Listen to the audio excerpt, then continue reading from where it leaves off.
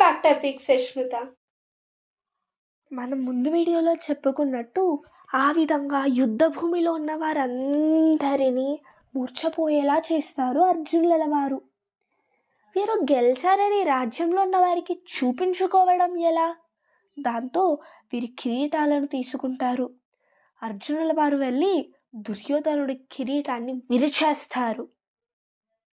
దీని తర్వాత రాజ్యానికి తిరిగి వస్తారు. విరాటరాజు వారి తరపున పోరాడినందుకు ధన్యవాదాలు చెబుతారు. అంతేకాకుండా తన కుమార్తె అయిన ఉత్తరను పెళ్లి చేసుకోమని అర్జునుల వారిని అడుగుతారు.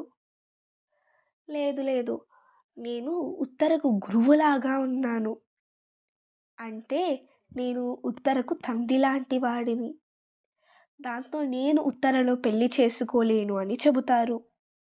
దీంతో బాధపడతారు విరాటరాజు. వెంటనే తన కుమారుడైన అభిమన్యుడికి ఉత్తరను ఇచ్చి పెళ్లి చేద్దాం అని చెబుతారు అర్జునుల వారు. దీంతో ఆనందం పొంగుకొని వస్తుంది. వెంటనే ఉత్తరకు అభిమన్యుడికి పెళ్లి జరుగుతుంది. దీని తర్వాత ఏం జరిగిందో తెలుసుకోవాలి అంటే నెక్స్ట్ వీడియో చూడండి. ఇలాంటి మరిన్ని వీడియోస్ కోసం please like, share and subscribe. Thank you.